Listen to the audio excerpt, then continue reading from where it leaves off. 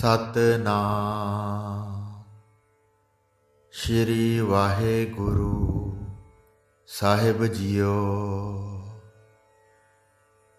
परम सन्मानियो गुरु रूप गुरु खालसा साध संगत जी, वाहिगुरु जी का खालसा वाहिगुरु जी की फतेह। सच्चे पातशाह धन श्री गुरु हरराय साहिब जी महाराज ਜਦੋਂ ਸ਼੍ਰੀ ਕਰਤਾਰਪੁਰ ਸਾਹਿਬ ਵਿੱਚ ਵਸ ਰਹੇ ਸਨ ਤਾਂ ਉਸ ਵਕਤ ਬਹੁਤ ਸੰਗਤਾਂ ਚਾਰੇ ਪਾਸਿਆਂ ਤੋਂ ਚੱਲ ਕੇ ਆਉਂਦੀਆਂ ਸਨ।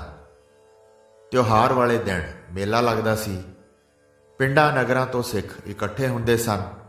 ਬਹੁਤ ਸੰਤ ਮਹੰਤ ਅਤੇ ਮਸੰਦ ਵੀ ਆਉਂਦੇ ਸਨ। ਉਹ ਆਪਣੇ ਆਪਣੇ ਦੇਸ਼ਾਂ ਨੂੰ ਛੱਡ ਕੇ ਆਉਂਦੇ ਸਨ।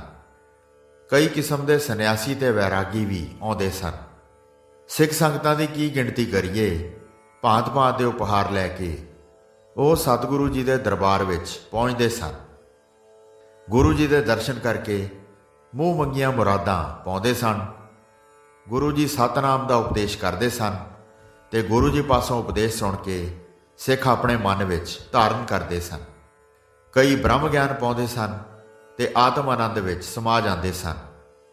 ਕਈ 9 ਨਿਧੀਆਂ ਪਾਉਂਦੇ ਸਨ ਤੇ ਜਨਮ ਮਰਨ ਦੇ ਕਸ਼ਟ ਮਿਟਾ ਲੈਂਦੇ ਸਨ। 18 ਸਿੱਧੀਆਂ ਪ੍ਰਾਪਤ ਕਰਦੇ ਸਨ ਤੇ ਕਈ ਸਭ ਪ੍ਰਕਾਰ ਦੀਆਂ ਕਰਾਮਾਤਾਂ ਪਾ ਲੈਂਦੇ ਸਨ। ਗੁਰੂ ਜੀ ਦੇ ਦਰਬਾਰ ਵਿੱਚ ਸਭ ਕੁਝ ਵਸਦਾ ਸੀ। ਗੁਰੂ ਜੀ ਸੇਵਕਾਂ ਨੂੰ ਸਦਾ ਹੀ ਖੁੱਲ੍ਹੇ ਗੱਫੇ ਦਿੰਦੇ ਸਨ। ਸਾਧ ਸੰਗਤ ਜੀ ਅੱਜ ਵੀ ਗੁਰੂ ਘਰਾਂ ਵਿੱਚ ਸ਼ਰਧਾਵਾਨ ਰਿੱਧੀਆਂ ਸਿੱਧੀਆਂ ਪ੍ਰਾਪਤ ਕਰਦੇ ਹਨ ਅਤੇ ਹਰ ਪ੍ਰਕਾਰ ਦੀਆਂ ਆਪਣੀਆਂ ਮਨੋਕਾਮਨਾਵਾਂ ਪੂਰਨ ਕਰਦੇ ਹਨ। ਇਸ ਤਰ੍ਹਾਂ ਗੁਰੂ ਜੀ ਨੇ ਕਈ ਦਿਨ ਸ਼੍ਰੀ ਕੀਰਤਪੁਰ ਸਾਹਿਬ ਵਿੱਚ ਬਤੀਤ ਕੀਤੇ। ਜਿਹੜੇ ਸਿੱਖ ਧਨ ਕਮਾਉਂਦੇ ਸਨ ਉਹ ਗੁਰੂ ਜੀ ਦੇ ਅੱਗੇ ਦਸਵੰਧ ਧਰਦੇ ਸਨ। ਇਸ ਤਰ੍ਹਾਂ ਬਹੁਤ ਭਾਰੀ ਭੀੜ ਨਿੱਤ ਆਉਂਦੀ ਸੀ ਜਿੱਥੇ ਸਤਿਗੁਰੂ ਜੀ ਦਾ ਦਰਬਾਰ ਸੀ। ਇਸੇ ਤਰ੍ਹਾਂ ਇੱਕ ਵਾਰੀ ਵਿਸਾਖੀ ਦਾ ਮੇਲਾ ਆ ਗਿਆ। ਚਾਰੇ ਪਾਸਿਆਂ ਤੋਂ ਬਹੁਤ ਲੋਕ ਆ ਰਹੇ ਸਨ। ਭਾਈ ਭਗਤੂ ਦਾ ਛੋਟਾ ਪੁੱਤਰ ਗੁਰੂ ਜੀ ਦੇ ਪਾਸ ਚੱਲ ਕੇ ਆ ਗਿਆ ਜਿਸ ਦਾ ਨਾਮ ਸੀ ਭਾਈ ਜੀਵਨ। ਵੱਡੇ ਪੁੱਤਰ ਗੌਰੇ ਵਿੱਚ ਰਾਜਸੀ ਗੁਣ ਸਨ। ਇਹ ਵਿਲੱਖਣ ਸੰਤ ਸੁਭਾਅ ਵਾਲਾ ਸੀ। ਉਸ ਦੇ ਨਾਲ ਕਈ ਵਿਰਾੜ ਸੰਗਤਾਂ ਗੁਰੂ ਜੀ ਦੇ ਦਰਸ਼ਨਾਂ ਵਾਸਤੇ ਪਹੁੰਚੀਆਂ ਸਨ। ਹੋਰ ਕਿੱਥੋਂ ਤੱਕ ਮੇਲਾ ਗਿਣੀਏ। ਸਾਰੇ ਸਤਿਗੁਰੂ ਜੀ ਦੇ ਦਰਬਾਰ ਵਿੱਚ ਇਕੱਠੇ ਹੋਏ ਸਨ। ਸਭਾ ਦੇ ਵਿੱਚ ਅਰਦਾਸੀਏ ਖੜੇ ਸਨ। ਉਹ ਸਿੱਖਾਂ ਦੀ ਅਰਦਾਸ ਕਰ ਰਹੇ ਸਨ। ਧਨ ਲੈ ਲੈ ਕੇ ਮਸੰਦ ਆਉਂਦੇ ਸਨ ਤੇ ਆ ਕੇ ਗੁਰੂ ਜੀ ਦੇ ਦਰਸ਼ਨ ਪਾਉਂਦੇ ਸਨ। ਆਪਣੇ ਨਾਲ ਬਹੁਤ ਸੰਗਤਾਂ ਲਿਆਉਂਦੇ ਸਨ ਤੇ ਦੋਵੇਂ ਹੱਥ ਜੋੜ ਕੇ ਆਪਣੇ ਆਪ ਨੂੰ ਹਾਜ਼ਰ ਕਰਦੇ ਸਨ। ਜਿੱਥੇ ਜਿੱਥੇ ਕੋਈ ਸਿੱਖ ਸੰਗਤ ਸੀ ਗੁਰੂ ਜੀ ਨੂੰ ਯਾਦ ਕਰਦੀ ਸੀ ਅਤੇ ਗੁਰੂ ਜੀ ਉਹਨਾਂ ਦੇ ਸਹਾਇਕ ਬਣਦੇ ਸਨ। ਅਨੇਕ ਪ੍ਰਕਾਰ ਦੇ ਵਿਘਨਾਂ ਨੂੰ ਟਾਲਦੇ ਸਨ। ਫਿਰ ਪਰਲੋਕ ਸੁਧਾਰ ਕੇ ਰੱਖਿਆ ਕਰਦੇ ਸਨ। ਕਈ ਮਨੁੱਖ ਵਿਸ਼ੇਸ਼ ਕਰਕੇ ਸ਼ੁਭ ਮਾਰਗ ਤੇ ਲੱਗੇ ਸਨ। ਪਿਛਲੀ ਰਾਤੀ ਉੱਠ ਕੇ ਇਸ਼ਨਾਨ ਕਰਦੇ ਸਨ ਤੇ ਬਹੁਤ ਦਾਨ ਦੇ ਕੇ ਪ੍ਰਭੂ ਦਾ ਸਿਮਰਨ ਕਰਦੇ ਸਨ। ਸਰਵ ਵਿਆਪਕ ਗੁਰੂ ਜੀ ਹਰ ਇੱਕ ਦੇ ਦਿਲ ਦੀ ਗੱਲ ਜਾਣਦੇ ਸਨ ਤੇ ਸਭ ਦੀਆਂ ਆਸਾਂ ਬਿਨਾਂ ਕਹੇ ਹੀ ਪੂਰੀਆਂ ਕਰ ਦਿੰਦੇ ਸਨ। ਜਿਹੜੇ ਕਾਮਨਾ ਸਹਿਤ ਮਹਾਨ ਸੇਵਕ ਸਨ ਉਹ ਗੁਰੂ ਜੀ ਨੂੰ ਕਲਬ ਬ੍ਰਿਛ ਦੇ ਸਮਾਨ ਜਾਣਦੇ ਸਨ। ਇਸ ਪ੍ਰਕਾਰ ਬਹੁਤ ਵੱਡਾ ਮੇਲਾ ਲੱਗਾ। ਦਰਸ਼ਨ ਕਰਕੇ ਸੇਵਕਾਂ ਨੇ ਮੂੰਹ ਮੰਗੀਆਂ ਮੁਰਾਦਾਂ ਪਾਈਆਂ। 5 ਦਿਨਾਂ ਤੱਕ ਸੰਗਤ ਉੱਥੇ ਰਹੀ ਤੇ ਉਹਨਾਂ ਦਾ ਘਰ ਨੂੰ ਜਾਣ ਨੂੰ ਦਿਲ ਨਹੀਂ ਸੀ ਕਰਦਾ।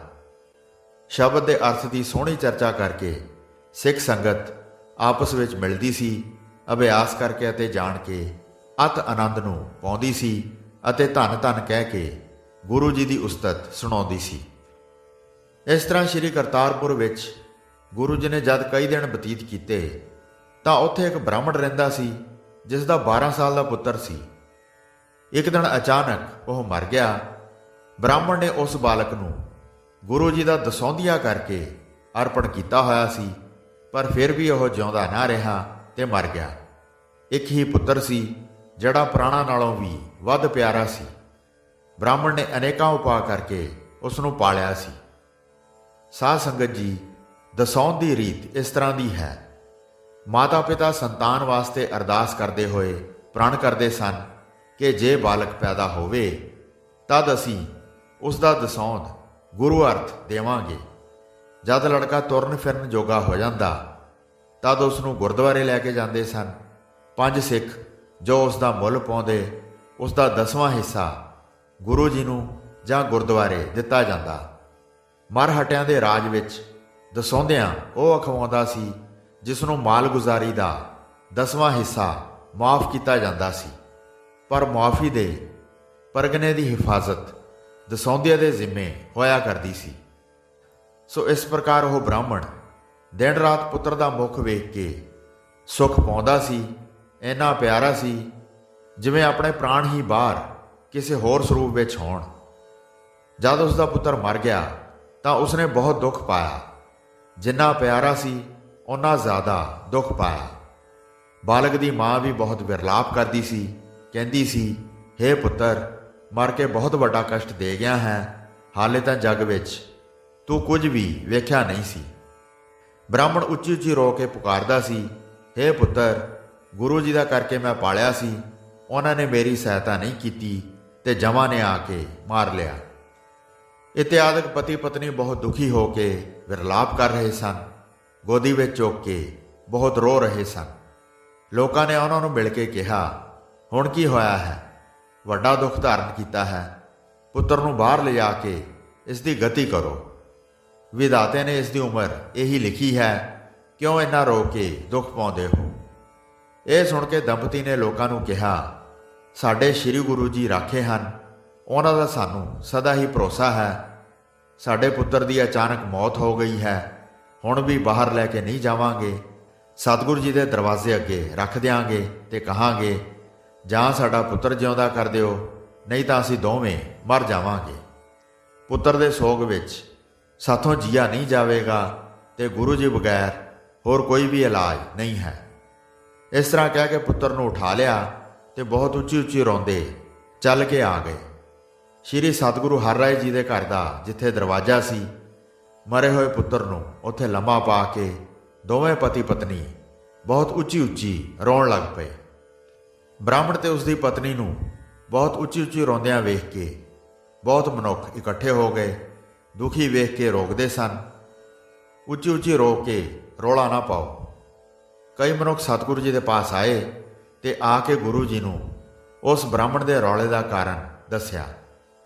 ਬ੍ਰਾਹਮਣ ਨੇ ਆਪਣੇ ਮਰੇ ਹੋਏ ਪੁੱਤਰ ਨੂੰ ਚੁੱਕ ਕੇ ਦਰਵਾਜ਼ੇ ਵਿੱਚ ਆ ਕੇ ਲਟਾ ਦਿੱਤਾ ਹੈ। ਅਸੀਂ ਬਹੁਤ ਹਟਾਇਆ ਪਰ ਕਿਸੇ ਤਰ੍ਹਾਂ ਵੀ ਹਟਦਾ ਨਹੀਂ ਹੈ। ਕਹਿੰਦਾ ਹੈ ਕਿ ਸਤਿਗੁਰੂ ਜੀ ਦੇ ਪਾਸ ਜਾ ਕੇ ਖਬਰ ਕਰੋ, ਮੇਰੇ ਪੁੱਤਰ ਨੂੰ ਜਿਉਂਦਾ ਕਰਨ, ਨਹੀਂ ਤਾਂ ਅਸੀਂ ਦੋਵੇਂ ਹੀ ਮਰ ਜਾਵਾਂਗੇ। ਅਸੀਂ ਉਸ ਨੂੰ ਬਹੁਤ ਸਮਝਾਇਆ ਪਰ ਸਮਝਦਾ ਨਹੀਂ ਹੈ। ਇਹ ਸੁਣ ਕੇ ਗੁਰੂ ਹਰਿ ਰਾਏ ਜੀ ਬੋਲੇ, ਬ੍ਰਾਹਮਣ ਨੂੰ ਕਹੋ ਬਾਲਕ ਨੂੰ ਚੁੱਕ ਲਵੇ। ਪ੍ਰਾਣੀ ਪ੍ਰਾਲਬਧ ਅਨੁਸਾਰ ਜੀਵਨ ਭੋਗਦਾ ਹੈ। ਪਿਛਲੇ ਜਨਮ ਵਿੱਚ ਜਿਵੇਂ ਕਰਮ ਕੀਤੇ ਹਨ ਉਸ ਤਰ੍ਹਾਂ ਹੀ ਜੀਵ ਜਗਤ ਵਿੱਚ ਸਰੀਰ ਧਾਰਨ ਕਰਦਾ ਹੈ। ਦੁੱਖ ਸੁੱਖ ਜਿੰਨੇ ਵੀ ਭੋਗਦਾ ਹੈ, ਉੱਤਮ ਆਦਿ ਜਨਮ ਜਿਹੜਾ ਹੁੰਦਾ ਹੈ, ਜਿੰਨੇ ਸਮੇਂ ਤੱਕ ਸਵਾਸ ਧਾਰਨ ਕਰਦਾ ਹੈ, ਦੁੱਖ ਸੁੱਖ ਉਮਰ ਤਿੰਨਾਂ ਨੂੰ ਵਿਧਾਤਾ ਹੀ ਬਣਾਉਂਦਾ ਹੈ। ਜਨਮ ਹੋਣ ਤੋਂ ਬਾਅਦ ਮੌਤ ਅਵਸ਼ਯ ਹੈ। ਤਿੰਨੇ ਜੀਵ ਦੇ ਨਾਲ ਨਾਲ ਹੀ ਰਚੇ ਹਨ। ਈਸ਼ਵਰ ਨੇ ਇਹ ਮਰਿਆਦਾ ਬਣਾਈ ਹੈ, ਇਸ ਨੂੰ ਕੋਈ ਵੀ ਦੇਵਤਾ ਆਦਿ ਨਹੀਂ ਹਟਾ ਸਕਦਾ। ਗੁਰੂ ਜੀ ਦੇ ਇਹ ਬਚਨ ਸੁਣ ਕੇ ਮਸੰਦਾਂ ਨੇ ਹੱਥ ਜੋੜੇ ਤੇ ਹੁਕਮ ਪਾ ਕੇ ਬ੍ਰਾਹਮਣ ਵੱਲ ਗਏ। ਗੁਰੂ ਜੀ ਨੇ ਜੋ ਕਿਹਾ ਸੀ ਸਾਰਾ ਸੁਣਾਇਆ। ਹੇ ਬ੍ਰਾਹਮਣ, ਮੁਰਦੇ ਨੂੰ ਇੱਥੋਂ ਉਠਾ ਕੇ ਲੈ ਜਾ। ਇਹ ਕਿਵੇਂ ਹੋ ਸਕਦਾ ਹੈ ਕਿ ਮਰਿਆ ਫਿਰ ਜੀ ਪਵੇ? ਜੇ ਇਸ ਤਰ੍ਹਾਂ ਹੋ ਜਾਵੇ ਫਿਰ ਕੌਣ ਮਰੇਗਾ? ਪ੍ਰਭੂ ਦੀ ਰਜ਼ਾ ਨੂੰ ਕੌਣ ਮਿਟਾ ਸਕਦਾ ਹੈ ਜੋ ਸਾਰੇ ਜਗ ਵਿੱਚ ਚੱਲਦੀ ਹੈ? ਇਹ ਸੁਣ ਕੇ ਬ੍ਰਾਹਮਣ ਨੇ ਕਿਹਾ, ਇਹ ਪੁੱਤਰ ਮੈਨੂੰ ਗੁਰੂ ਜੀ ਨੇ ਦਿੱਤਾ ਹੈ। ਜਨਮ ਤੋਂ ਹੀ ਮੈਂ ਇਸ ਨੂੰ ਗੁਰੂ ਜੀ ਦਾ ਦਸੌਂਧੀਆ ਕੀਤਾ ਹੈ। ਮੈਂ ਤਨ ਮਨ ਨਾਲ ਗੁਰੂ ਕਰਦਾ ਹਾਂ। ਜੱਗ ਵਿੱਚ ਮੇਰਾ ਹੋਰ ਕੋਈ ਆਸਰਾ ਨਹੀਂ ਹੈ। ਜੇ ਉਹ ਮਾਲਕ ਬਣ ਕੇ ਨਹੀਂ ਰੱਖਦੇ ਹਨ ਤਾਂ ਦੱਸੋ ਕਿਸ ਦੇ ਦਰਵਾਜ਼ੇ ਤੇ ਜਾ ਕੇ ਫਰਿਆਦ ਕਰੀਏ? ਜਾਂ ਪੁੱਤਰ ਦੇ ਨਾਲ ਪ੍ਰਾਣ ਤਿਆਗ ਦੇਵਾਂਗੇ, ਜਾਂ ਕਿਰਪਾ ਨਿਧਾਨ ਭਾਵ ਗੁਰੂ ਜੀ ਇਸ ਨੂੰ ਜਿਵਾ ਦੇਣ। ਇਸ ਤਰ੍ਹਾਂ ਕਹਿ ਕੇ ਉਸ ਬ੍ਰਾਹਮਣ ਦਾ ਨੇਤਰਾਂ ਵਿੱਚੋਂ ਜਲ ਵਗਣ ਲੱਗ ਗਿਆ ਤੇ ਸਿਰ ਨੂੰ ਦੁਹੱਥੜਾਂ ਮਾਰਨ ਲੱਗ ਪਿਆ। ਬਹੁਤ ਕਹਿ ਰਹੇ ਪਰ ਉਹ ਮੰਨਦਾ ਨਹੀਂ ਸੀ। ਦੋਵੇਂ ਗੁਰੂ ਜੀ ਦੇ ਦਰਵਾਜ਼ੇ ਤੇ ਹੀ ਖੜੇ ਰਹੇ। इस तरह 2.5 ਪਹਿਰ ਬੀਤ ਗਏ ਤਾਂ ਗੁਰੂ ਜੀ ਨੇ ਸ਼ੌਚ ਇਸ਼ਨਾਨ ਕੀਤਾ। ਸਭਾ ਲਾਉਣ ਦਾ ਸਮਾਂ ਵਿਚਾਰਿਆ ਤੇ ਸਿੱਖ ਤੇ ਮਸੰਦ ਦਰਬਾਰ ਵਿੱਚ ਪਹੁੰਚ ਗਏ। ਕਈ ਕਰਾਮਾਤ ਸਹਿਤ ਸਨ। ਉਹ ਦੋਵੇਂ ਹੱਥ ਜੋੜ ਕੇ ਬੈਠ ਗਏ। ਗੁਰੂ ਜੀ ਸੇਵਕਾਂ ਨਾਲ ਘਿਰੇ ਹੋਏ ਸਨ। ਸਿਰ ਤੇ ਸੁੰਦਰ ਚੌਰ ਝੁੱਲ ਰਿਹਾ ਸੀ। ਸੁੰਦਰ ਨੈਣ ਕਮਲਾਂ ਵਾਂਗ ਚੌੜੇ ਸਨ, ਜਿਹੜੇ ਲਾਜ ਤੇ ਮਿਹਰ ਦੀਆਂ ਅਣੀਆਂ ਨਾਲ ਭਰੇ ਪਏ ਸਨ। ਆਪਣੇ ਸੇਵਕਾਂ ਤੇ ਸ਼ੁਭ ਦ੍ਰਿਸ਼ਟੀ ਪਾ ਰਹੇ ਸਨ, ਜਿਨ੍ਹਾਂ ਨੂੰ ਬ੍ਰਹਮ ਗਿਆਨ ਬਹੁਤ ਪਿਆਰਾ ਲੱਗਦਾ ਸੀ। ਕਈ ਦੇਸ਼ਾਂ ਦੇ ਮਸੰਦ ਉੱਥੇ ਰਹਿੰਦੇ ਸਨ। ਉਹ ਸਾਰੇ ਗੁਰੂ ਜੀ ਨੂੰ ਘੇਰਾ ਪਾ ਕੇ ਬੈਠੇ ਸਨ। ਪੂਰਨ ਸਭਾ ਲੱਗੀ ਸੀ ਤੇ ਸਾਰੇ ਸਿੱਖ ਸ਼ੋਭ ਰਹੇ ਸਨ, ਮਾਨੋ ਤਾਰਿਆਂ ਨੇ ਚੰਦ ਨੂੰ ਘੇਰਿਆ ਹੋਵੇ। ਤਦ ਉੱਥੇ ਬ੍ਰਾਹਮਣ ਦਾ ਪ੍ਰਸੰਗ ਚੱਲਿਆ। ਬੇਹਾਲ ਪਿਆ ਹੈ ਤੇ ਬਹੁਤ ਦੁਖੀ ਹੈ। ਪੁੱਤਰ ਬਗੈਰ ਜਿਸ ਦੇ ਜੀਵਨ ਦੀ ਆਸ ਨਹੀਂ, ਬਹੁਤ ਪ੍ਰੇਮ ਹੋਣ ਕਰਕੇ ਸੰਕਟ ਨਾਲ ਗਰਸਿਆ ਹੋਇਆ ਹੈ। ਆਪ ਜੀ ਕਿਰਪਾਲੂ ਹੋ, ਕਿਰਪਾ ਕਰੋ ਤਾਂ ਕਿ ਸਾਰਿਆਂ ਦਾ ਵਿਸ਼ਾਲ ਸੰਤਾਪ ਖਤਮ ਹੋ ਜਾਏ। ਬਾਲਕ ਜੀਵੇ ਤੇ ਫਿਰ ਵੱਡਾ ਹੋਵੇ। ਜਿਹੜੇ ਦੰਪਤੀ ਮਰ ਰਹੇ ਹਨ ਉਹ ਬਚ ਜਾਣ। ਉਹਨਾਂ ਨੇ ਆਪਣਾ ਪੁੱਤਰ ਗੁਰੂ ਜੀ ਨੂੰ ਦਸੌਂਧਿਆ ਕੀਤਾ ਹੈ। ਆਪ ਜੀ ਦੇ ਕਿਰਪਾਲੂ ਧਰਮ ਨੂੰ ਸਮਝਿਆ ਹੈ। ਫਿਰ ਆਪ ਜੀ ਦੇ ਦਰਵਾਜ਼ੇ ਤੇ ਪਏ ਹਨ। ਦੋਵੇਂ ਪਤੀ ਪਤਨੀ ਕਹਿੰਦੇ ਹਨ ਕਿ ਇਸ ਥਾਂ ਹੀ ਮਰਾਂਗੇ। ਸਭਾ ਪਾਸੋਂ ਇਹ ਸੁਣ ਕੇ ਸ੍ਰੀ ਗੁਰੂ ਹਰਿਰਾਏ ਜੀ ਨੇ ਕਿਹਾ, ਜੋ ਕੁਝ ਹੁੰਦਾ ਹੈ ਉਹ ਪ੍ਰਭੂ ਦੀ ਰਜ਼ਾ ਅਨੁਸਾਰ ਹੁੰਦਾ ਹੈ। ਪੈਦਾ ਹੋਣਾ ਮਰ ਜਾਣਾ ਪ੍ਰਾਣੀ ਦੇ ਨਾਲ ਹੈ। ਜਦ ਤੱਕ ਪ੍ਰਭੂ ਮਾਲਕ ਕਿਰਪਾ ਨਾ ਕਰੇ, ਯੋਗ ਭਗਤੀ ਜਾਂ ਬ੍ਰਹਮ ਗਿਆਨ ਹੋਵੇ, ਇਹਨਾਂ ਨਾਲ ਜਨਮ ਮਰਨ ਖਤਮ ਹੁੰਦਾ ਹੈ। ਮਰੇ ਹੋਏ ਨੂੰ ਜਿਵਾਉਣਾ ਚੰਗੀ ਗੱਲ ਨਹੀਂ, ਜਿਹੜੀ ਸਾਰਿਆਂ ਦੇ ਸਿਰ ਤੇ ਬੀਤਦੀ ਹੈ। ਰਾਜੇ ਰੰਕ ਸਾਰੇ ਨਿਤ ਹੀ ਮਰਦੇ ਹਨ। ਜੇ ਅਸੀਂ ਬ੍ਰਾਹਮਣ ਦੇ ਪੁੱਤਰ ਨੂੰ ਜਿਵਾਵਾਂਗੇ ਤਾਂ ਉਹ ਵੀ ਇਸ ਤਰ੍ਹਾਂ ਸੁਣ ਕੇ ਸਾਡੇ ਦਰਵਾਜ਼ੇ ਤੇ ਆ ਕੇ ਪੈ ਜਾਣਗੇ।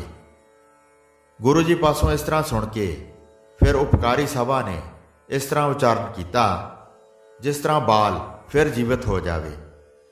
ਆਪ ਜੀ ਸਭ ਕੁਝ ਸੱਚ ਕਹਿੰਦੇ ਹੋ। ਤੁਹਾਡੀ ਸ਼ਰਨ ਆਇਆਂ ਨੂੰ ਦੁੱਖ ਦਾ ਸੇਕ ਨਹੀਂ ਲੱਗਦਾ। ਤੁਸੀਂ ਸਰਬ ਪ੍ਰਕਾਰ ਮਹਾ ਸਮਰੱਥ ਹੋ। ਭੰਨਣਾ ਘੜਨਾ ਸਭ ਆਪ ਜੀ ਦੇ ਹੱਥ ਵਿੱਚ ਹੈ। ਬ੍ਰਾਹਮਣ ਨੂੰ ਪਏ ਨੂੰ ਬਹੁਤ ਚਿਰ ਬੀਤ ਗਿਆ ਹੈ। ਦੁੱਖ ਤੇ ਸੋਗ ਨਾਲ ਵਿਆਕੁਲ ਹੋ ਗਿਆ ਹੈ। ਹੋਰ ਲੋਕ ਵੇਖ ਰਹੇ ਹਨ। ਆਸ-ਪਾਸ ਦੇ ਸਾਰੇ ਮਹਿਸੂਸ ਕਰ ਰਹੇ ਹਨ। ਜੇ ਬਾਲਕ ਜੀਵਤ ਨਹੀਂ ਹੋਵੇਗਾ ਤਾਂ ਸਾਰੇ ਨਿਰਾਸ਼ ਹੋਣਗੇ। ਆਪਣੀ ਆਪਣੀ ਮੱਤ ਅਨੁਸਾਰ ਸਾਰੇ ਬਕਵਾਸ ਕਰਨਗੇ। ਸਭਾ ਸਮੇਤ ਸਭ ਦਾ ਇਹੋ ਮਨੋਰਥ ਸੀ, ਜਦ ਬ੍ਰਾਹਮਣ ਦਾ ਪੁੱਤਰ ਜੀਵੇਗਾ ਉਸ ਛਿਣ ਭਲਾ ਹੋਵੇਗਾ। ਬਾਰ-ਬਾਰ ਸਿੱਖ ਸੇਵਕ ਅਤੇ ਮਸੰਦ ਬ੍ਰਾਹਮਣ ਦੀ ਬਹੁਤ ਫਰਮਾਇਸ਼ ਕਰ ਰਹੇ ਸਨ। ਸਾਰਿਆਂ ਪਾਸੋਂ ਸੁਣ ਕੇ ਸ਼੍ਰੀ ਹਰਿਰਾਏ ਜੀ ਕੁਝ ਰੋਸ ਅਤੇ ਕ੍ਰੋਧ ਮਨ ਵਿੱਚ ਲਿਆਏ। ਸਾਰਿਆਂ ਨੂੰ ਉੱਚੀ ਸੁਣਾ ਕੇ ਕਿਹਾ, ਜੇ ਤੁਸੀਂ ਸਾਡੇ ਪਾਸੋਂ ਜਿਵਾਉਣਾ ਚਾਹੁੰਦੇ ਹੋ, ਬ੍ਰਾਹਮਣ ਨੂੰ ਅਧੀਰ ਵੇਖ ਕੇ ਫਰਮਾਇਸ਼ਾਂ ਕਰਦੇ ਹੋ, ਇੱਕ ਉਪਕਾਰ ਮੇਰੀ ਆਗਿਆ ਨਾਲ ਵੀ ਕਰੋ। ਕੋਈ ਆਪਣੀ ਉਮਰ ਦੇਵੇ, ਬ੍ਰਾਹਮਣ ਦਾ ਪੁੱਤਰ ਉਹ ਹੀ ਜਿਵਾਏਗਾ। ਗੁਰੂ ਜੀ ਦਾ ਇਹ ਬਚਨ ਸੁਣ ਕੇ ਸਾਰੀ ਸਭਾ ਚੁੱਪ ਹੋ ਗਈ। ਕਿਸੇ ਨੇ ਕੁਝ ਵੀ ਉਚਾਰਨ ਨਾ ਕੀਤਾ। ਸਿਰ ਨੀਵਾਂ ਕਰਕੇ ਸਾਰੇ ਵਿਚਾਰ ਰਹੇ ਸਨ। ਕੋਈ ਵੀ ਆਪਣੀ ਉਮਰ ਦੇਣਾ ਨਹੀਂ ਚਾਹੁੰਦਾ ਸੀ। ਸਤਿਗੁਰੂ ਜੀ ਵੱਲ ਮੁੱਖ ਕਰਕੇ ਨਹੀਂ ਵੇਖਦੇ ਸਨ। ਜਾਣਦੇ ਸਨ ਕਿ ਮੈਨੂੰ ਇਸ ਤਰ੍ਹਾਂ ਨਾ ਪ੍ਰੇਰ ਲੈਣ। ਕੌਣ ਮਰ ਕੇ ਬ੍ਰਾਹਮਣ ਦਾ ਪੁੱਤਰ ਜਿਵਾਵੇ। ਸਾਰਿਆਂ ਨੇ ਬਹੁਤ ਡਰ ਮਹਿਸੂਸ ਕੀਤਾ। ਧੀਰਜ ਨਹੀਂ ਸਨ ਪਾਉਂਦੇ। ਸਤਿਗੁਰੂ ਜੀ ਨੇ ਸਾਰਿਆਂ ਦੇ ਮਨ ਦੀ ਜਾਣ ਲਈ। ਕੁਝ ਸਮੇਂ ਬਾਅਦ ਫਿਰ ਉਹਨਾਂ ਨੇ ਬਚਨ ਕੀਤਾ, ਸਾਰੀ ਸਭਾ ਫਰਮਾਇਸ਼ ਕਰਨ ਵਾਲੀ ਹੈ। ਹੁਣ ਕਹਿ ਕੇ ਉਪਕਾਰੀ ਕਿਉਂ ਨਹੀਂ ਬਣਦੀ। ਆਪਣੀ ਉਮਰ ਦਿਓ ਤੇ ਬ੍ਰਾਹਮਣ ਦਾ ਪੁੱਤਰ ਜਿਵਾਓ। ਭਲਾ ਕਰਮ ਕਰਕੇ ਜੱਗ ਵਿੱਚ ਜਸ ਪਾਓ। ਪਤੀ ਪਤਨੀ ਮਰ ਰਹੇ ਹਨ, ਉਹਨਾਂ ਨੂੰ ਬਚਾਓ। ਧੀਰਜ ਧਾਰ ਕੇ ਉਹ ਸ਼ੁਭ ਗਤੀ ਨੂੰ ਪ੍ਰਾਪਤ ਕਰੇ। ਗੁਰੂ ਜੀ ਦਾ ਦੂਸਰਾ ਬਚਨ ਇਸ ਤਰ੍ਹਾਂ ਹੋਇਆ, ਪਰ ਕਿਸੇ ਨੇ ਵੀ ਆਪਣੇ ਮੁਖ ਤੋਂ ਉੱਤਰ ਨਾ ਦਿੱਤਾ। ਪਹਿਲਾਂ ਜਿਵੇਂ ਸਾਰੀ ਸਭਾ ਕਹਿੰਦੀ ਸੀ, ਉਸ ਤਰ੍ਹਾਂ ਹੀ ਚੁੱਪ ਹੁਣ ਬੈਠੀ ਵਿਚਾਰ ਰਹੀ ਸੀ। ਗੁਰੂ ਜੀ ਵੱਲ ਮੂੰਹ ਉੱਪਰ ਚੁੱਕ ਕੇ ਨਹੀਂ ਵੇਖਦੇ ਸਨ। ਸਭ ਦੇ ਨੈਣ ਨੀਵੇਂ ਸਨ। ਕੌਣ ਧੀਰਜ ਧਾਰ ਕੇ ਗੱਲ ਕਰਦਾ। ਗੁਰੂ ਜੀ ਚਾਰੇ ਪਾਸੇ ਆਪਣੀ ਨਜ਼ਰ ਫੇਰਦੇ ਸਨ। ਕੋਈ ਆਪਣੀ ਉਮਰ ਦੇਵੇ, ਆਪਣੇ ਸੇਵਕਾਂ ਨੂੰ ਪਰਖਦੇ ਸਨ। ਇੱਕ ਘੜੀ ਤੱਕ ਸਭ ਬੈਠੇ ਰਹੇ। ਤੀਸਰੀ ਵਾਰ ਗੁਰੂ ਜੀ ਨੇ ਫਿਰ ਬਚਨ ਕਹੇ, ਹੇ ਸਿੱਖੋ, ਪਹਿਲਾਂ ਸਾਰੇ ਬੋਲਦੇ ਸੀ, ਕਿਉਂ ਉਪਕਾਰ ਕਰਨ ਦੀ ਇੱਛਾ ਨਹੀਂ ਕਰਦੇ ਹੋ? ਜਿਹੜਾ ਇੱਕ ਵਿਅਕਤੀ ਆਪਣੇ ਪ੍ਰਾਣ ਦੇਵੇਗਾ ਤਾਂ ਉਸ ਦੇ ਮਰਨ ਨਾਲ 3 ਵਿਅਕਤੀ ਜਿਉਂਦੇ ਰਹਿਣਗੇ ਤੇ ਉਹ ਇਸ ਜਹਾਨ ਵਿੱਚ ਜਸ ਖੱਟੇਗਾ। ਗੁਰੂ ਜੀ ਦੀ ਇਹ ਗੱਲ ਸੁਣ ਕੇ ਭਾਈ ਭਗਤੂ ਦਾ ਛੋਟਾ ਪੁੱਤਰ, ਜਿਹੜਾ ਪਿੱਛੇ ਗੁਰੂ ਜੀ ਦੀ ਨਿਗਾਹ ਦੇ ਓਹਲੇ ਬੈਠਾ ਸੀ, ਉੱਠ ਕੇ ਚੁੱਪ ਕਰਕੇ ਬਾਹਰ ਨਿਕਲ ਗਿਆ। ਪਰਉਪਕਾਰ ਵਾਸਤੇ ਭੋਜਨ ਕੀਤਾ। ਉਸ ਦਾ ਨਾਮ ਜੀਵਨ ਹੈ। ਡੇਰੇ ਵਿੱਚ ਆ ਕੇ ਉਸਨੇ ਕੁਝ ਸੁੰਦਰ ਘਾਹ ਲੈ ਕੇ ਵਿਛਾਇਆ। ਉਸ ਘਾਹ ਦੇ ਉੱਪਰ ਲੇਟ ਕੇ ਆਪਣੇ ਉੱਪਰ ਚਾਦਰ ਲੈ ਕੇ ਮੂੰਹ ਢੱਕ ਲਿਆ। ਕਿਸੇ ਨਾਲ ਵੀ ਗੱਲਬਾਤ ਨਾ ਕੀਤੀ ਤੇ ਸਾਰਾ ਸਰੀਰ ਕੱਪੜੇ ਨਾਲ ਢੱਕ ਲਿਆ।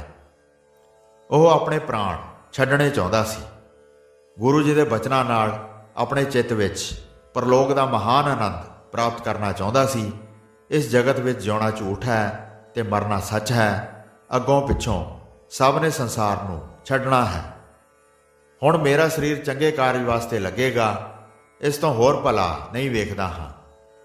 ਇਤਿਆਦਿਕ ਮਨ ਵਿੱਚ ਵਿਚਾਰ ਕੀਤੀ। ਉਸ ਸਭਾ ਵਿੱਚ ਭਾਈ ਜੀਵਨ ਇੱਕ ਧੰਨਤਾਯੋਗ ਪੁਰਖ ਸੀ। ਭਾਈ ਜੀਵਨ ਨੇ ਆਪਣਾ ਜੀਵਨ ਦਾਨ ਦੇ ਕੇ ਬ੍ਰਾਹਮਣ ਨੂੰ ਪੁੱਤਰ ਦਾਨ ਦਿੱਤਾ ਤੇ ਗੁਰੂ ਜੀ ਦੇ ਬਚਨਾਂ ਨਾਲ ਮਹਾਨ ਪਦਵੀ ਪ੍ਰਾਪਤ ਕੀਤੀ। ਤੁਰੰਤ ਆਪਣੇ ਪ੍ਰਾਣ ਕੱਢ ਲਏ। ਸੱਚਖੰਡ ਵਿੱਚ ਕਿਸੇ ਦੇਰ ਤੋਂ ਬਗੈਰ ਗੁਰਪੁਰੀ ਵਿੱਚ ਪਹੁੰਚ ਗਿਆ। ਇੱਧਰ ਭਾਈ ਜੀਵਨ ਨੇ ਜਦ ਜੀਵਨ ਤਿਆਗਿਆ, ਗੁਰੂ ਜੀ ਦੇ ਦਰਵਾਜ਼ੇ ਤੇ ਤੁਰੰਤ ਬਾਲਕ ਜਾਗ ਪਿਆ। ਆਪਣੇ ਮਾਤਾ ਪਿਤਾ ਦੇ ਪਾਸ ਜੀਵਤ ਹੋ ਕੇ ਉੱਠ ਬੈਠਾ। ਬ੍ਰਾਹਮਣ ਦੰਪਤੀ ਬਹੁਤ ਪ੍ਰਸੰਨ ਹੋਏ ਤੇ ਹਿਰਦੇ ਵਿੱਚ ਹੈਰਾਨ ਰਹਿ ਗਏ। ਤਦ ਅੰਦਰ ਖਬਰ ਪੁੱਜੀ ਜਿੱਥੇ ਸ੍ਰੀ ਗੁਰੂ ਹਰਿਰਾਏ ਸਾਹਿਬ ਜੀ ਬੈਠੇ ਸਨ। ਸਾਰੇ ਮਨੁੱਖ ਆਪਸ ਵਿੱਚ ਕਹਿੰਦੇ ਸਨ, ਗੁਰੂ ਜੀ ਧੰਨ ਹਨ, ਉਹ ਪੂਰਨ ਪ੍ਰਭੂ ਹਨ। ਸ਼੍ਰੀ ਰਾਮਚੰਦਰ ਜੀ ਦੇ ਦਰਵਾਜ਼ੇ ਤੇ ਜਿਵੇਂ ਬ੍ਰਾਹਮਣ ਦੇ ਮਰੇ ਪੁੱਤਰ ਨੂੰ ਜਿਵਾਇਆ ਸੀ। ਕਥਾ ਵਿੱਚ ਅਸੀਂ ਸੁਣਿਆ ਸੀ ਕਿ ਬ੍ਰਾਹਮਣ ਮੁਰਦਾ ਬੱਚੇ ਨੂੰ ਲੈ ਕੇ ਗਿਆ ਤੇ ਸ਼੍ਰੀ ਰਾਮਚੰਦਰ ਜੀ ਨੇ ਬਹੁਤ ਉਪਾਅ ਕੀਤੇ, ਜਿਵੇਂ ਨਾਰਦ ਨੇ ਮਨ ਵਿੱਚ ਦੱਸਿਆ ਸੀ। ਜਿਵੇਂ ਕਿਵੇਂ ਕਰਕੇ ਬ੍ਰਾਹਮਣ ਦੇ ਪੁੱਤਰ ਨੂੰ ਜਿਉਂਦਾ ਕੀਤਾ ਤੇ ਸ਼੍ਰੀ ਰਾਮਚੰਦਰ ਜੀ ਨੇ ਆਪਣੇ ਨੇਮ ਦਾ ਨਿਰਵਾਹ ਕੀਤਾ। ਉਹੀ ਗਤੀ ਗੁਰੂ ਦਰਬਾਰ ਵਿੱਚ ਹੋਈ। ਬ੍ਰਾਹਮਣ ਨੂੰ ਦੁੱਖ ਤੋਂ ਬਚਾ ਲਿਆ। ਇਸ ਤਰ੍ਹਾਂ ਇਸਤਰੀ ਪੁਰਸ਼ ਆਪਸ ਵਿੱਚ ਗੱਲਾਂ ਕਰਦੇ ਸਨ, ਗੁਰੂ ਜੀ ਦੀ ਕੀਰਤੀ ਦਾ ਉਚਾਰਨ ਕਰਦੇ ਸਨ। ਸਭਾ ਵਿੱਚ ਜਦ ਇਹ ਖਬਰ ਪੁੱਜੀ ਬ੍ਰਾਹਮਣ ਦਾ ਪੁੱਤਰ ਜੀਵਤ ਹੋ ਗਿਆ ਹੈ, ਪਤਾ ਲੱਗਾ ਹੈ, ਸ੍ਰੀ ਗੁਰੂ ਹਰਿਰਾਏ ਸਾਹਿਬ ਜੀ ਨੇ ਅਚਾਨਕ ਸੁਣਿਆ। ਜਦ ਕਿਸੇ ਨੇ ਆ ਕੇ ਕਿਹਾ ਤਾਂ ਛੇਤੀ ਨਾਲ ਪੁੱਛਿਆ, ਕਿਸ ਸਿੱਖ ਨੇ ਆਪਣੀ ਉਮਰ ਦਿੱਤੀ ਹੈ? ਕਿਸ ਨੇ ਐਸਾ ਪਰਉਪਕਾਰ ਕੀਤਾ ਹੈ? ਇਹ ਸੁਣ ਕੇ ਸਭਾ ਦੇ ਸਾਰੇ ਵਿਅਕਤੀ ਬਹੁਤ ਹੈਰਾਨ ਹੋਏ। ਨੈਣਾਂ ਨੂੰ ਇੱਧਰ ਉੱਧਰ ਫੇਰ ਕੇ ਵੇਖਣ ਲੱਗੇ। ਸਾਰੇ ਬੈਠੇ ਹੋਏ ਆਪਣੇ ਆਪਣੇ ਪਾਸ ਵੇਖਦੇ ਸਨ, ਕੌਣ ਮਰਿਆ ਹੈ, ਇਸ ਤਰ੍ਹਾਂ ਵਿਚਾਰਦੇ ਸਨ। ਫਿਰ ਛੇਤੀ ਹੀ ਗੁਰੂ ਜੀ ਨੇ ਪੁੱਛਿਆ, ਕਿਉਂ ਨਹੀਂ ਕਹਿੰਦੇ ਹੋ ਕਿਸ ਨੇ ਜੀਵਨ ਦਿੱਤਾ ਹੈ? ਚੌਬਦਾਰ ਨੇ ਹੱਥ ਜੋੜ ਕੇ ਕਿਹਾ, ਮਹਾਰਾਜ ਜੀ, ਕੋਈ ਦੂਸਰਾ ਨਹੀਂ ਗਿਆ ਹੈ, ਇਹ ਭਗਤੂ ਪੁੱਤਰ ਭਾਈ ਜੀਵਨ ਗਿਆ ਹੈ। ਉਹ ਜਾ ਕੇ ਫਿਰ ਵਾਪਸ ਨਹੀਂ ਆਇਆ। ਹੋਰ ਸਾਰੀ ਸਭਾ ਇੱਥੇ ਬੈਠੀ ਹੈ। ਜੋ ਪ੍ਰਸੰਗ ਬ੍ਰਾਹਮਣ ਦਾ ਕਿਹਾ ਜਾ ਰਿਹਾ ਸੀ, ਉਹ ਪ੍ਰਸੰਗ ਉਹ ਸੁਣਦਾ ਸੀ। ਉਹ ਆਪ ਜੀ ਦੇ ਪਿੱਛੇ ਬੈਠਾ ਸੀ। ਬੰਦਨਾ ਕਰਕੇ ਉਹ ਚੁੱਪਚਾਪ ਨਿਕਲ ਗਿਆ। ਇਹ ਸੁਣ ਕੇ ਗੁਰੂ ਜੀ ਨੇ ਕਿਹਾ, ਛੇਤੀ ਖਬਰ ਲਵੋ, ਉਸ ਨੂੰ ਦੇਖ ਕੇ ਸਾਨੂੰ ਦੱਸੋ। 2-3 ਸੇਵਕ ਦੌੜ ਕੇ ਗਏ। ਪਹਿਲਾਂ ਡੇਰੇ ਵਿੱਚ ਜਾ ਕੇ ਵੇਖਿਆ, ਕੱਪੜੇ ਨਾਲ ਸਰੀਰ ਢੱਕ ਕੇ ਘਾਹ ਉੱਤੇ ਪਿਆ ਹੈ। ਜਦ ਚਾਦਰ ਲਾ ਕੇ ਵੇਖਿਆ ਤਾਂ ਬਿਨਾਂ ਪ੍ਰਾਣ ਮਰਿਆ ਹੋਇਆ ਸੀ। ਦੌੜ ਕੇ ਗੁਰੂ ਜੀ ਦੇ ਪਾਸ ਗਏ ਤੇ ਕਿਹਾ, ਭਾਈ ਜੀਵਨ ਨੇ ਜਾ ਕੇ ਮੌਤ ਲੈ ਲਈ ਹੈ। ਚਾਦਰ ਨਾਲ ਸਾਰਾ ਸਰੀਰ ਢੱਕ ਕੇ ਬ੍ਰਾਹਮਣ ਦੇ ਪੁੱਤਰ ਵਾਸਤੇ ਆਪਣੇ ਪ੍ਰਾਣ ਕੱਢ ਲਏ ਹਨ। ਇਹ ਸੁਣ ਕੇ ਗੁਰੂ ਜੀ ਗੁੱਸੇ ਵਿੱਚ ਆਏ ਤੇ ਸਭ ਨੂੰ ਸੁਣਾਇਆ, ਮੇਰੇ ਪੁੱਤਰ ਨੂੰ ਮਾਰ ਕੇ ਬ੍ਰਾਹਮਣ ਦੇ ਪੁੱਤਰ ਨੂੰ ਜਿਵਾਇਆ ਹੈ। ਪ੍ਰਭੂ ਦੇ ਭਾਣੇ ਨੂੰ ਕੋਈ ਮੰਨਦਾ ਨਹੀਂ ਹੈ। ਪਾਸ ਬੈਠ ਕੇ ਸਿਫਾਰਸ਼ਾਂ ਕਰ ਰਹੇ ਹਨ। ਇਤਿਆਦਿਕ ਬਹੁਤ ਬਚਨ ਕੀਤੇ। ਫਿਰ ਸੇਵਕਾਂ ਨੂੰ ਉਸ ਦੇ ਡੇਰੇ ਭੇਜਿਆ। ਜੇ ਭਾਈ ਜੀਵਨ ਦਾ ਕੋਈ ਪੁੱਤਰ ਹੋਵੇ ਤਾਂ ਉਸ ਨੂੰ ਲੈ ਕੇ ਆਓ। ਤੁਰੰਤ ਜਾ ਕੇ ਸਾਰੀ ਜਾਣਕਾਰੀ ਪਾਓ। ਉੱਥੇ ਕੁਝ ਬਿਰਾੜ ਸਨ, ਉਹ ਮਿਲੇ। ਉਹਨਾਂ ਨੂੰ ਭਲੀ ਪ੍ਰਕਾਰ ਜਾ ਕੇ ਸਭ ਕੁਝ ਪੁੱਛਿਆ। ਭਾਈ ਜੀਵਨ ਦਾ ਜਿਹੜਾ ਪੁੱਤਰ ਹੈ ਉਸ ਨੂੰ ਗੁਰੂ ਜੀ ਬੁਲਾਉਂਦੇ ਹਨ। ਇੱਥੇ ਹੈ ਜਾਂ ਆਪਣੇ ਘਰ ਵਿੱਚ ਰਹਿੰਦਾ ਹੈ? ਤੁਰੰਤ ਲੈ ਕੇ ਚਲੋ ਜਾਂ ਬੁਲਾ ਲਓ। ਗੁਰੂ ਜੀ ਨਾਲ ਮਿਲ ਕੇ ਫਿਰ ਇਸ ਦਾ ਸੰਸਕਾਰ ਕਰੋ। ਸੇਵਕਾਂ ਨਾਲ ਵਿਰਾੜ ਚੱਲ ਕੇ ਆਏ ਤੇ ਗੁਰੂ ਜੀ ਦੀ ਹਜ਼ੂਰੀ ਵਿੱਚ ਖੜੇ ਹੋ ਕੇ ਉਹਨਾਂ ਨੇ ਦੱਸਿਆ, ਭਾਈ ਜੀਵਨ ਹਾਲੇ 18 ਸਾਲ ਦਾ ਹੋਇਆ ਹੈ, ਹੁਣੇ ਹੀ ਉਸਨੇ ਮੁਕਲਾਵਾ ਲਿਆਂਦਾ ਹੈ, ਹੁਣ ਤੱਕ ਕੋਈ ਪੁੱਤਰ ਪੈਦਾ ਨਹੀਂ ਹੋਇਆ ਹੈ। ਇਸ ਦੀ ਜੋ ਪਤਨੀ ਹੈ ਉਹ ਗਰਭਵਤੀ ਹੈ। ਗੁਰੂ ਜੀ ਦੇ ਦਰਸ਼ਨਾਂ ਵਾਸਤੇ ਚੱਲ ਕੇ ਆਇਆ ਸੀ ਤੇ ਗੁਰੂ ਜੀ ਦੇ ਬਚਨਾਂ ਕਰਕੇ ਤੁਰੰਤ ਸਮਾ ਗਿਆ ਹੈ। ਸ਼੍ਰੀ ਗੁਰੂ ਹਰਿਰਾਏ ਜੀ ਨੇ ਸੁਣ ਕੇ ਫਿਰ ਕਿਹਾ, ਜਿਹੜਾ ਪੁੱਤਰ ਇਸ ਦੀ ਪਤਨੀ ਦੇ ਗਰਭ ਵਿੱਚ ਹੈ ਉਸ ਦਾ ਸੰਤ ਦਾਸ ਨਾਮ ਰੱਖੋ, ਉਹ ਵੱਡੀ ਵੰਸ਼ ਵਾਲਾ ਹੋਵੇਗਾ। ਇਹ ਜਾਣ ਲਓ ਉਸ ਦੇ ਘਰ ਬਹੁਤ ਪੁੱਤਰ ਪੈਦਾ ਹੋਣਗੇ। ਅਸੀਂ ਇੱਕ ਤੋਂ ਹਜ਼ਾਰਾਂ ਕਰ ਦਿਆਂਗੇ। ਉਹਨਾਂ ਦਾ ਵੰਸ਼ ਬਹੁਤ ਜ਼ਿਆਦਾ ਵਧੇਗਾ ਤੇ ਉਹਨਾਂ ਵਰਗਾ ਹੋਰ ਕੋਈ ਦੂਸਰਾ ਨਹੀਂ ਹੋਵੇਗਾ। ਗੁਰੂ ਜੀ ਨੇ ਦਿਲ ਵਿੱਚ ਪ੍ਰਸੰਨ ਹੋ ਕੇ ਵਰ ਦਿੱਤੇ। ਸਾਧ ਸੰਗਤ ਜੀ, ਉਹ ਹੁਣ ਤੱਕ ਜੱਗ ਵਿੱਚ ਜ਼ਾਹਰ ਹਨ, ਇਹ ਸਮਝ ਲਓ। ਭਾਈ ਭਗਤੂ ਦਾ ਵੱਡਾ ਪੁੱਤਰ ਜਿਹੜਾ ਗੌਰਾ ਹੈ ਉਸ ਦੇ ਵੰਸ਼ ਵਿੱਚ ਹੀ 20 ਦੇ ਲਗਭਗ ਮਨੁੱਖ ਹਨ। ਭਾਈ ਜੀਵਨ ਦਾ ਪੁੱਤਰ ਜੋ ਸੰਤ ਦਾਸ ਸੀ ਉਸ ਦਾ ਵੰਸ਼ ਹਜ਼ਾਰਾਂ ਵਿੱਚ ਹੋਇਆ ਹੈ। ਤਿੰਨਾਂ ਪਿੰਡਾਂ ਵਿੱਚ ਵਸ ਕੇ ਵੀ ਉਹ ਸਮਾਉਂਦੇ ਨਹੀਂ ਹਨ, ਅੱਗੇ ਹੋਰ ਬਹੁਤ ਵਧਦੇ ਜਾਂਦੇ ਹਨ। ਜਿਸ ਪ੍ਰਕਾਰ ਗੁਰੂ ਜੀ ਨੇ ਬਚਨ ਕੀਤਾ ਸੀ ਉਹ ਜਗਤ ਪ੍ਰਸਿੱਧ ਹੈ। ਸੱਚੀ ਗੱਲ ਵੇਖ ਲਓ। ਫਿਰ ਭਾਈ ਜੀਵਨ ਦਾ ਸੰਸਕਾਰ ਕੀਤਾ ਗਿਆ ਜਿਸ ਨੇ ਉਪਕਾਰ ਵਾਸਤੇ ਪ੍ਰਾਣ ਦਿੱਤੇ ਸਨ। ਧੰਨ ਸਤਿਗੁਰੂ ਜੀ ਹਨ ਤੇ ਧੰਨ ਸਤਿਗੁਰੂ ਜੀ ਦੇ ਸਿੱਖ ਹਨ। ਪ੍ਰਭੂ ਦੇ ਬਚਨ ਜਿਸ ਸੇਵਕ ਨੇ ਮੰਨ ਲਏ। ਵਾਹਿਗੁਰੂ ਜੀ ਕਾ ਖਾਲਸਾ, ਵਾਹਿਗੁਰੂ ਜੀ ਕੀ ਫਤਿਹ।